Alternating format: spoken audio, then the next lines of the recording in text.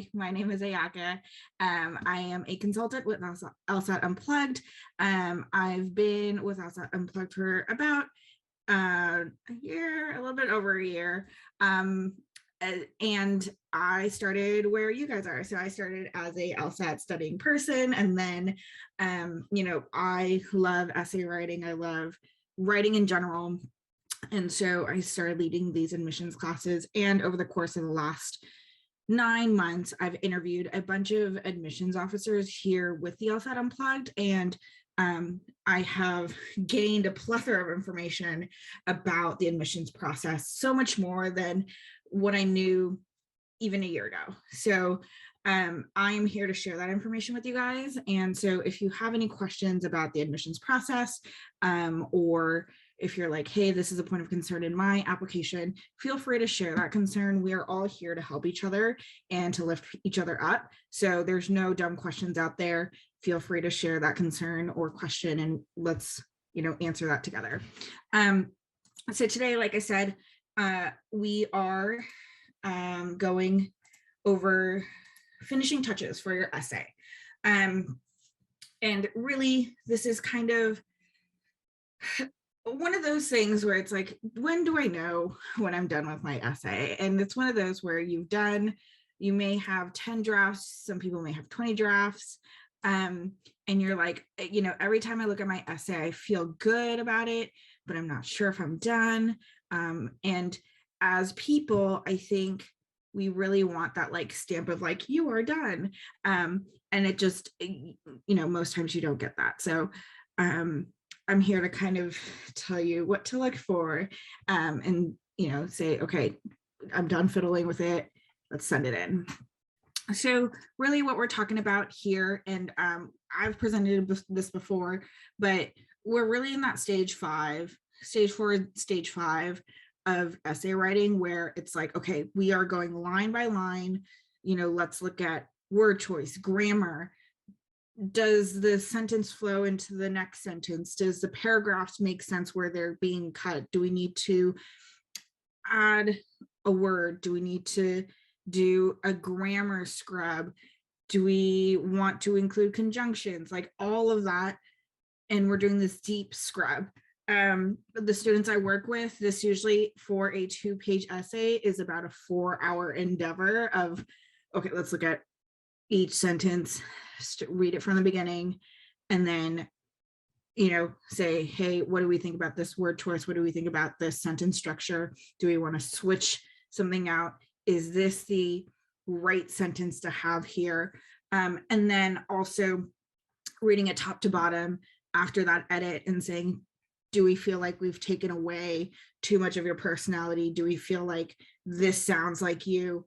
And kind of doing that work. And then a little bit of that zoom out of okay, does it actually fit into your application? And hopefully that's not the only time you're doing that zoom out, but it's one of those things that you really want to be cognizant of in every part of your application and essay writing, so that you're not losing sight of why that piece of writing is there for you in your application. So kind of red flags.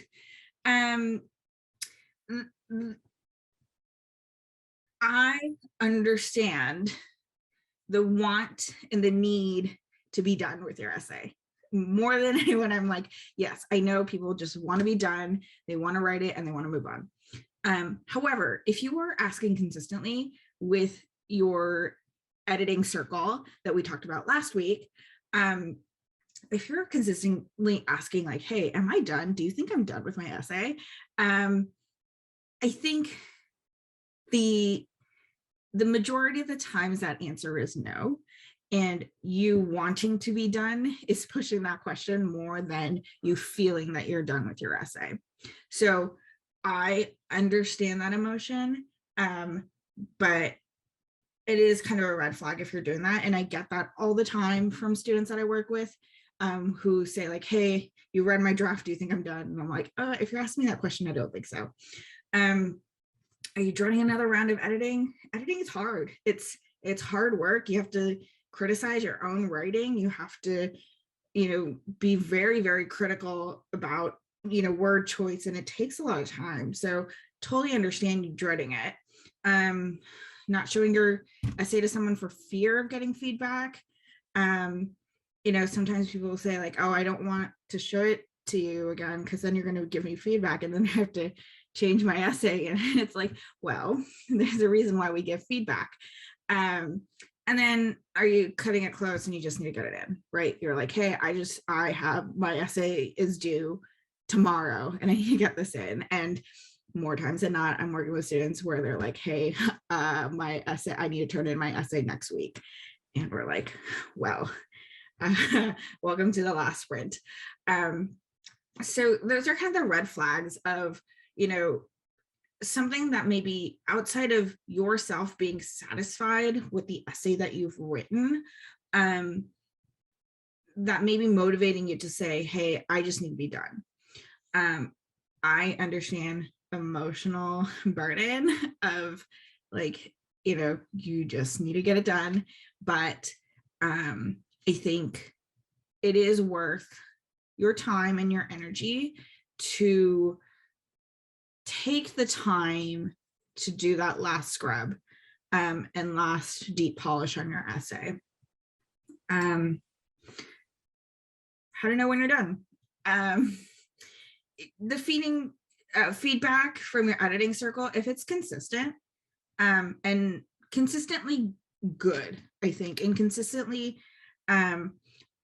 this can be a little bit of a misnomer, but I know a couple weeks ago we talked about how finding the right person to edit your essay or look at your essay and give you feedback is important. You don't want someone who on your first or second draft you show them and they're like, yeah, I think it's good.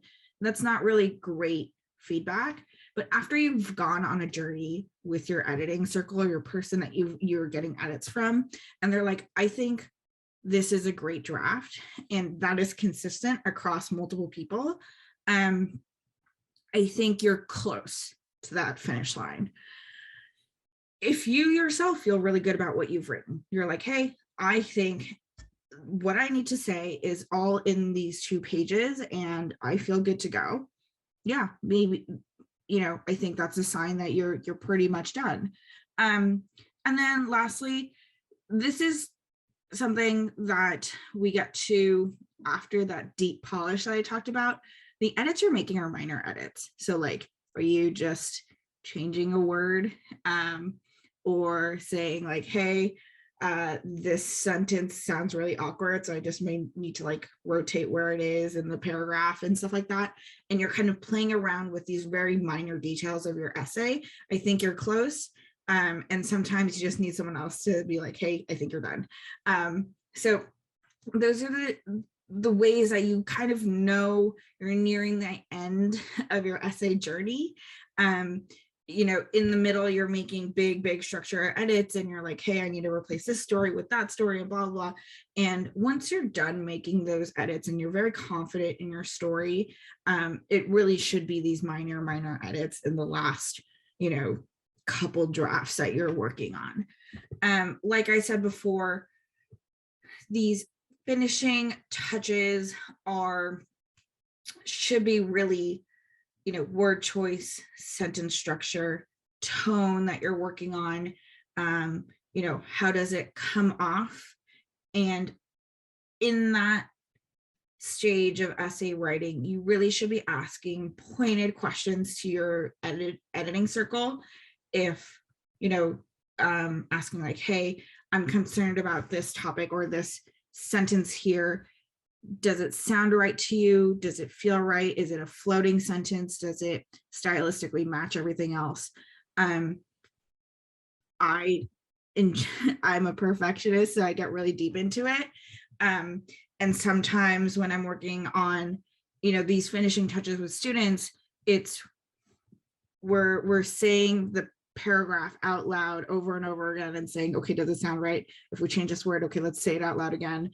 If we change this around, does it sound right? If we add a comma here. So it's stuff like that you should be working on in the final touches. There should not be big content changes. So really, this was a quick spiel. I hope that made sense. Do we have any questions out there? I guess I have questions unless you're gonna move on to something else. Nope, this is it. So go ahead and ask questions. Okay, so I just signed up for the program, so I'm a little unfamiliar with like the Well, entire. Yeah, thanks. So I've had like 3 people look at my essay, and I felt like it's not polished yet, and I feel like I do need somebody to like really critique me. So I guess I don't really know where to start with the program, so I hopped on today because I saw there was a class. Um, I guess as far as like how do I get my essay edited? Like, do we meet? Like, I guess I just don't understand the process. so I don't do like private one-on-one private readings here. It will be, to the class. So if you want your essay read here in class and do a coaching session, we can absolutely do that. We do. I am planning to do one, not next week, but the week after. So if you send your essay in, hopefully we can get to it, and we'll do like a live, let's read it, give some feedback. Hopefully people in the class will have some feedback. And that's one way you can get feedback on your essay. I do want to acknowledge that, people are trying to get their applications in December, or early next year. So hopefully we'll have a couple more classes like that, so we can kind of keep your essay moving forward, and you don't feel like you have to wait 4 months to get feedback for your essay. Clint knows this, but last week we had a little bit of time, so we had a session where we kind of just shared maybe a paragraph or two from each other's essays and gave feedback. And I do encourage other people in the class to give feedback as well. And so I think we can do that today. We have a little bit of time, so we can do that as well. Let me ask Taylor, what sort of, I assume you've written a couple drafts of your essay already and you've given it to other people and you've gotten feedback. Is that the stage that you're in? Oh, no. Yeah, so I did a proof statement and then a diversity statement as well. Okay. So I had a previous tutor kind of overlook it, and he kind of just gave me general edits, as far as like grammatical and stuff like that. But as far as like I wanted more direction as far as my content, right? Like, am I wrapping all this up? Is this making sense? Does the story go with why I want to go to law school?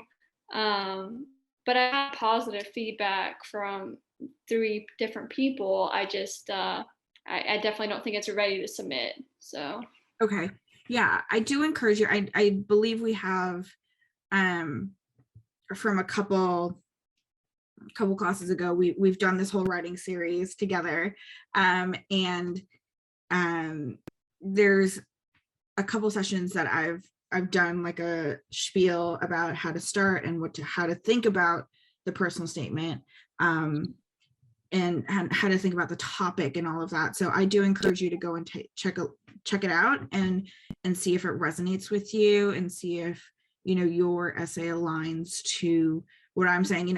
It's really how I view personal statements, and it generally works for most people. So and if it doesn't, please come back and say, hey, like that didn't help me in moving my essay forward, and hopefully we can figure out a way to help you move your drafts forward.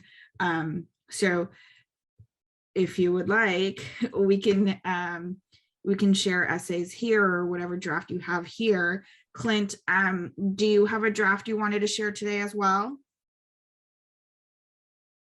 I just worked from the last time. I guess this was last week, right? Yeah. So last time we spoke, I know you asked me to work on the inner monologue, and so I worked on that, and then I worked on the next paragraph, and then I just wanted to discuss. I'm not applying till I'm going to try to do the fall of 2022 semester, so I'll be applying, I guess, in the spring, so relatively soon. But I just wanted to ask, after this next paragraph, the way you kind of recommended and the way I'm going to write it, if it sounds good, and then I would probably finish up that next, Yeah. body paragraph and conclusion this weekend. Yeah. So I'm fine with editing again or sharing again. Okay. So, Taylor, let's start with you. If you're comfortable sharing, Sure. and we'll do probably a couple paragraphs, not the whole essay. And I talk a lot, so there's a lot.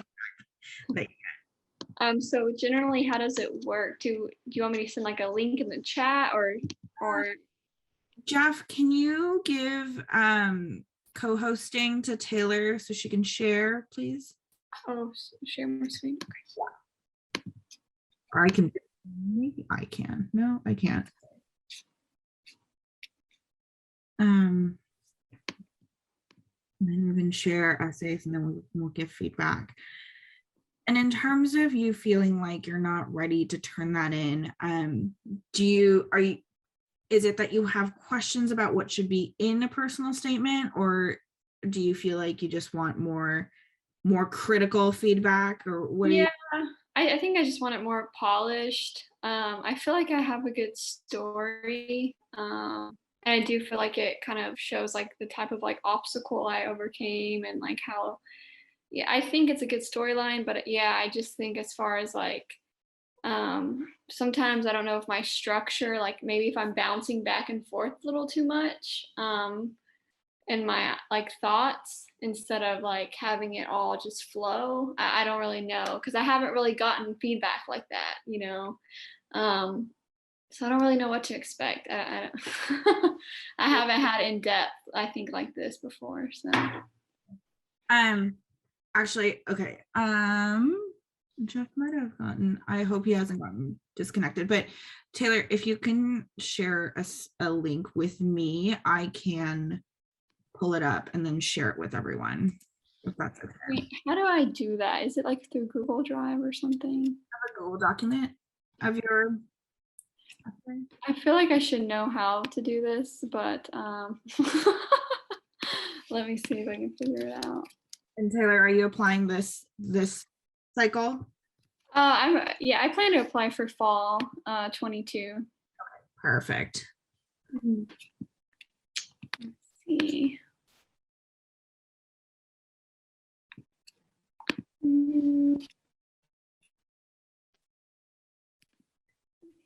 I can.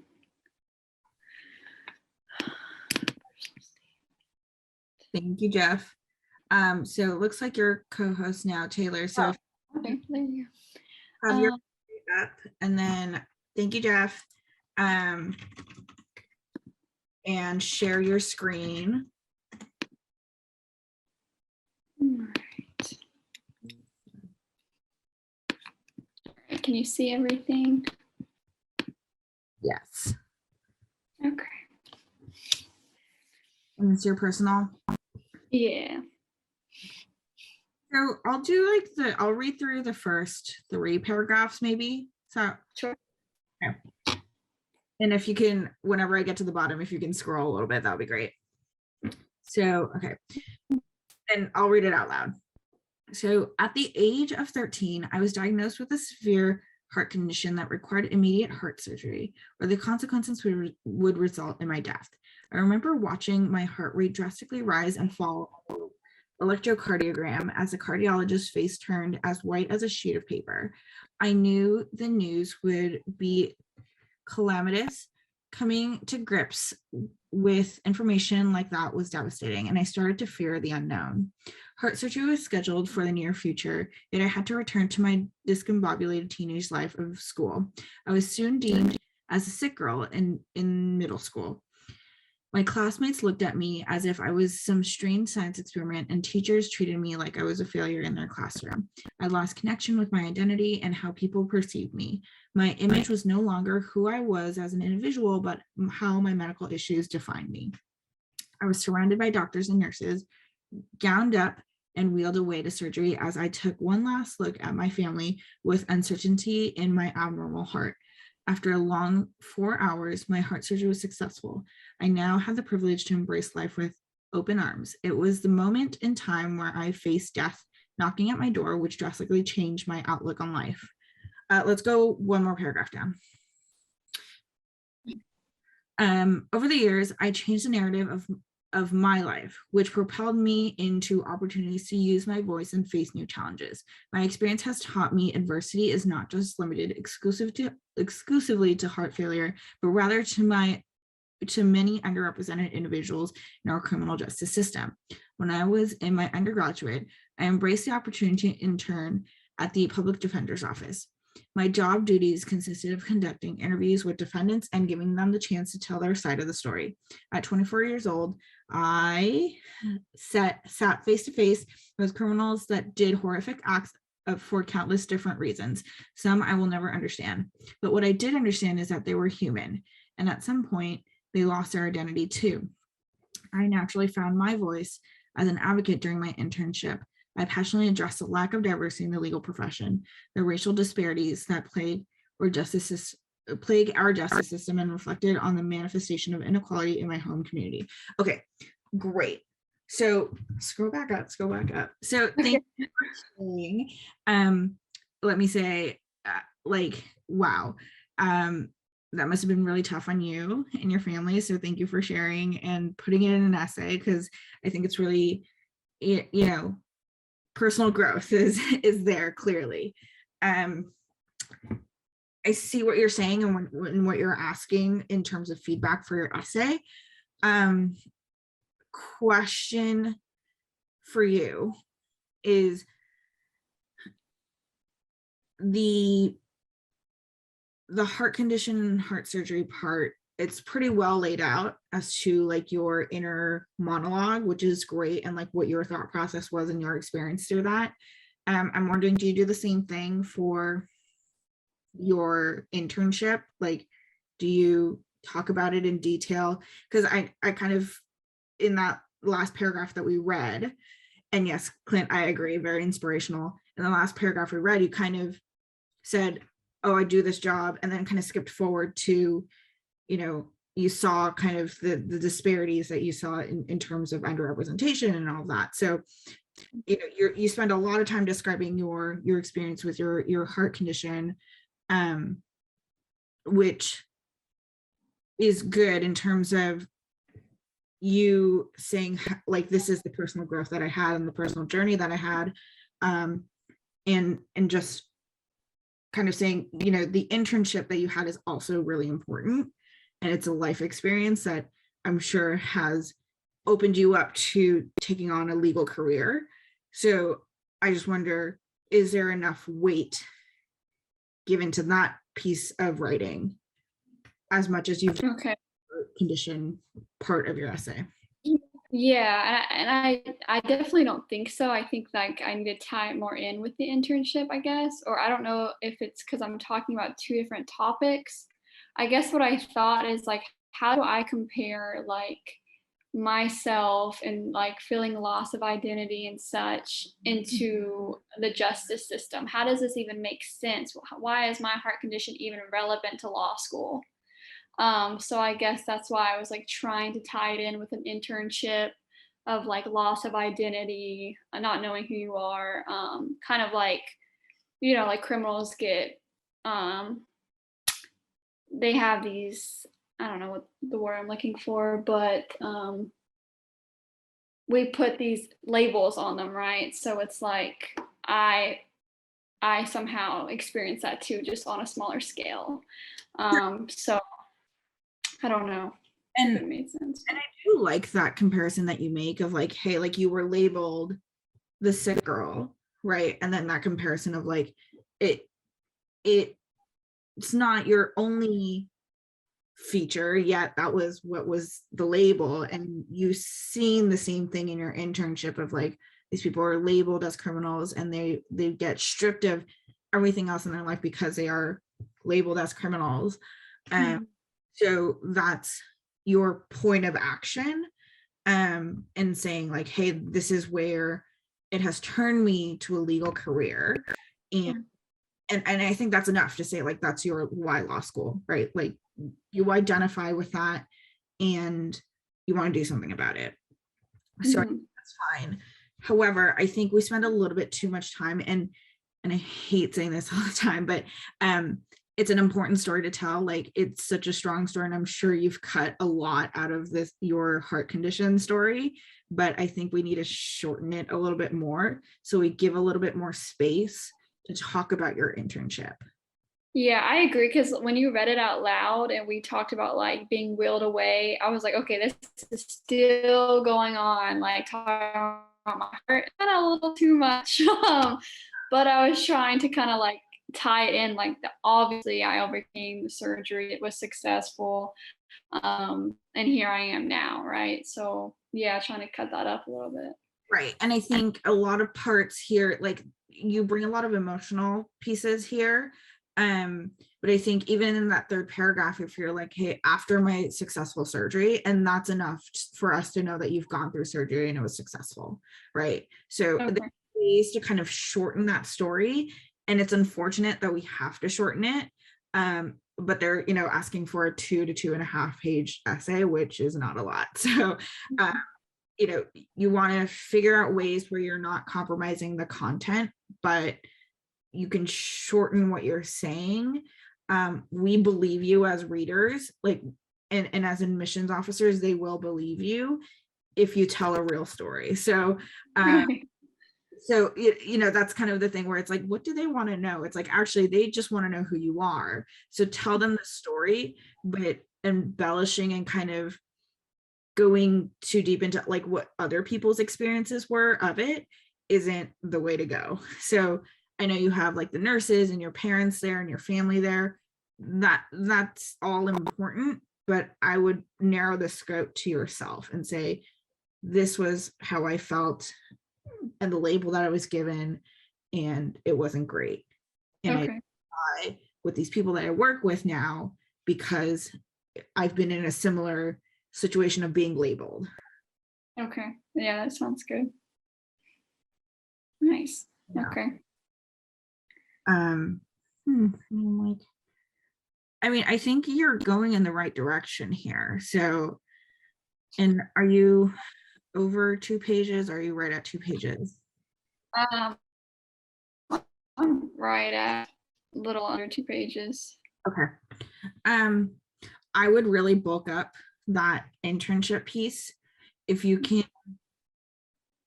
I think you're talking a little bit in general terms here, a little bit. So I would actually take that to a more specific story. Not necessarily like a specific person that you've worked with or anything like that, but to kind of say like, tell us exactly what you do, I think is a little bit more helpful here in understanding why you're identifying with the people that you're working with. Like, I understand like a label piece, but also you're kind of skirting a lot of the I don't want to say your day-to-day, because we don't really want you to go talk about like, I make coffee for people and then I read the briefs and blah blah blah. Like, that's not what we're looking for. It's more like, what are you drawn to in the day, in what you're doing, and then the hooks of the legal profession, right? There's different things that hook people in. For example, my journey to the legal profession is a little bit different than everyone else's, and it's like I started off in like risk management, and I'm the most risk averse person, so I'm like catastrophizer, but that's kind of where the legal profession hooked me in, is like that aspect of like looking at a situation and saying, and looking at it in a compliance sort of way. That's a little bit different than I'm sure what hooked you into your legal profession. So kind of, I'm trying to figure out what is hooking you in. And because your explanation of like, there's underrepresented individuals in our criminal justice system, like that's very general. And I'm like, why are you pulled there? Why is it that you are identifying that as your kind of North Star of like, hey, this is why I'm going into the legal profession? Okay. Okay. Sense? Yeah, that makes sense. Cool. Thank you. Cool. Any questions you have here? I guess just one more. So I know you talked about kind of going into more of like letting the reader know what I'm doing, right? So like I know like there's the sentence there, like my job duties consist of conducting interviews with defendants. So I personally would go into, and I don't know if maybe I should be more descriptive, like I would go into the actual like interview rooms with them, and we would sit like face to face, and that's where I kind of like was like, okay, like what happened, and I would sit down and jot down their side of the story, so, you know, supposedly. So I don't know if I should go into that. I mean, I do remember there was a certain defendant I talked to, and from the story he told me for why he did what he did, it was really like, oh my gosh, like I would do that too, right? If I was in that position. So I don't know if that like somehow tying that into that. I don't know. If that Yeah, makes I think, hold on, give me 1 second. I'm like, I'm getting a text. no problem. I think that would be a great, and I'm trying to think of a way to introduce it without being like, here's a brand new story that I'm telling. Right. Narrative. I think you can bring elements of that in and say like, frame it in a way where after my job duties consisted of conducting interviews with defendants, and kind of say, you know, what they tell me makes them human, and their circumstances, to understand their circumstances gives so much more context to the crime that happened. Okay. Yeah, that's good. Yeah, and kind of walk us through that discovery of, you know, because I mean, even now, and even hearing that, I'm like, but a criminal is a criminal. But then if you understand their story better, it kind of puts into perspective all the things that went wrong and all the things that went right, and then, you know, how that person ended up in that situation. So to have that understanding is a show of empathy, and I think that's one of the things that a lot of people talk about in personal statements, and it's also a part of being a lawyer. So I think that's a good thing to talk about and say, hey, you know, this shows a lot of empathy. You might not need to say that explicitly, but kind of say like, look at this episode, like I have empathy for these people. Right. I Okay. That sounds good. think that would be great. Nice. Thank you. Yeah, absolutely. Cool. So if we're good to move on, unless you have any follow-up questions here, No, it's good. Clint, why don't you share your screen? Okay.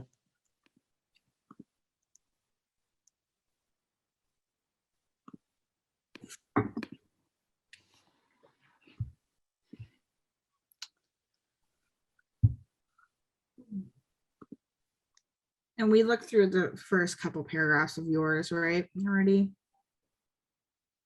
Yeah, so I haven't even, I'm gonna go on to kind of that third, that I guess second to third section. I just wanted to find, well, not perfect, but kind of work on the inner monologue that you discussed after that section, and then kind of gateway that to the, I guess, talk, or just ask you a question about how to lead it to that, like why law school, or, you know, what I found that led me to law school. So I just wanted to ask that after this, just to confirm that I'm on the right track, if that's all right with you. Yeah, and let me ask, how did you feel kind of going through that inner monologue and kind of the inner thoughts that you had going through the experience we talked about last week? Pretty good.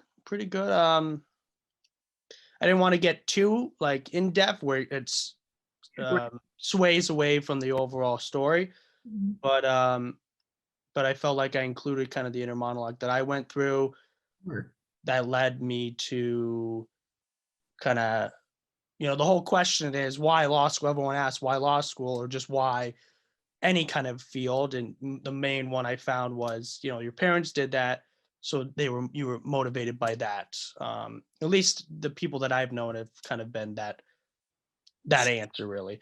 So kind of connecting when someone asks me what I would want to do, the inner monologue I guess, the inner thoughts that I had Mhm.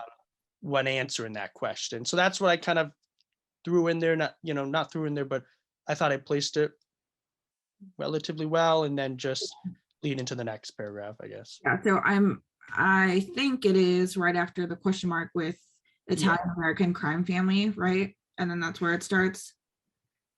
Correct. Yeah, that's where I worked. I left the note there from last time, and that's where I worked on it. Sure. Okay. So like while the idealistic American parent came home after 5, how can you explain that your father might not be coming back?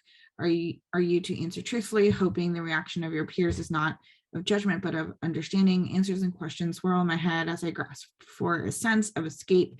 The question always loomed. What will my future hold? Are you to follow the footsteps of what your father walked into? The stories you hear aren't of the usual family conversation, rather vile topics of your father and grandfather going to the same social club as John Gotti, or hearing about a man who is an expert at getting rid of a body. While the movies glamorize this lifestyle, it all comes crashing down, and families are left trying to piece together an impossible life puzzle. And so with someone of my background, why do I want to attend law school? The answer is becoming a lawyer was the faintest of ideas. I did not come from a family of law, nor did envision becoming a lawyer from a young age. In fact, it was a criminal justice field that I was motivated to join at first. Contrary to belief, seeing the FBI agents from a young age made me believe that I could make a difference through becoming a police officer. That rationale was a cause and correlation. Arresting criminals would thus be helping the families that are often the unseen victims. With my plan in motion, I set my sights on gaining the experience needed, and I found the school that would guide me, Northeastern University. And do you have anything else written? No, that's where I had kind of where I had a question of the next. Okay. Yeah, no, not yet. I do plan to I'm not sure when. I wanted to make sure I submitted it in enough time to, when we do that live read. Yeah. But I did plan by this weekend to kind of finalize it. It has to, now, can I do a single space, or it has to be double space? That was another question. Those directions are in CAS, and I've seen margin spaces be specified. I've seen spacing be specified, font size specified by school and differently by school. So I would Okay. Each one. Okay, I'll reach out to the school like you recommended, just to confirm, because nothing was listed on the website. But just to make sure that my essay doesn't get thrown out, I will make sure. Yeah, and it's usually listed in the CAT, like your application in LSAC. So I would take a look at that as well if you haven't opened it up already. And add the schools that you're applying to. That has a lot of information as well. So but in general, I think it's double spaced and 1-inch margins, but that could slightly change depending on school. I like your inner monologue, and I know we're not in like editing yet. You're still kind of writing out your draft of your essay. So I really appreciate kind of the emotional part of it that's coming out, and kind of giving us clues into what your thought process is. I do encourage you to start thinking of the questioning statements as more regular statements, and seeing if you can flip the narrative a little bit. Because I understand the setup of your essay is like, hey, like you grew up and you're kind of questioning these things, and you're saying like, these aren't right, like, oh, this doesn't seem right. And as a young mind, you're kind of questioning. I am stylistically kind of not for questions in essays, because they leave room for like other thoughts in terms of the reader. So I think right now this is fine as a placeholder of where we are. I think, in that second, third draft and iteration of what we're writing here, you may want to think about kind of turning those questions into statements. However, I do love what you've added in this whole like a young mind kind of looking at the world and saying like, these don't sound right, and kind of that mindset and inner monologue that's happening here. So I do love the vulnerability of all of this. Thank you. Yeah, I'll try to. I see what you're. Yeah. No, I understand. I can see with the questions how. I know. I think you know what I mean by it. I see how someone can read the question of, are you to follow the footsteps of what your father walked into, as to possibly them thinking that I would ever consider that. So I could see where those questions can cause further questions in someone's mind. For So sure. I will try to change that into a statement. Yeah. Do you recommend how to do that with that one? Like, are you to follow the footsteps? Can you leave that as a period instead of a question mark there? Well, I think the way to do it is, what are you trying to get across with the question? And for example, with the whole, are you to follow your footsteps of your father, of what your father walked into, I think the essence of that question is, do you want your life to look like what your father's life looked like, right? So the answer to that question is like, I didn't want to follow in my father's footsteps, or I questioned whether to follow in my father's footsteps, right? Like, that is the statement that's behind that question. And it's easy to pose a question because it allows you space to be like, hey, like, you might not know exactly what I'm saying, but I think to state it in a statement, to say, I saw this in my childhood, I didn't want to follow that, or it gave me great pause to follow in my father's footsteps. And that is a more concrete answer than the question that you're posing. I see what you're saying. Okay. Yeah, no, thank you. That actually really helps. I will definitely. Yeah. So change kind that. of going through all your questions and kind of saying, okay, what am I actually trying to say? And then take what you're actually trying to say and put that in your essay is probably the best way to go about it. Okay. Yeah. So an answer to the question itself, like a statement of the question itself. Yeah. Because you're looking for a certain type of answer by posing that question, right? Like, if you ask me, like, without the context of your family, right? And if somebody said like, hey, are you going to follow in the follow your father's footsteps? I'm like, yeah, my dad's a doctor, he's a surgeon, like, he would love it if I followed in his footsteps. But you don't want to grant that space. You actually want to make sure that your thought is in there. So that's why I'm saying, like, you answer the question how you would answer that question and put that in the statement. Perfect. Yeah. No, I see what you're saying. Yeah. I think I can easily switch that around. Okay. Thank you. Yeah, that helped a lot. And Clint, I have a question for you. I know you ended that second paragraph with putting Northeastern University in your essay. Are you tailoring this essay just for Northeastern University? Oh no, I graduate. That's what I wanted to ask. I graduated from Northeastern.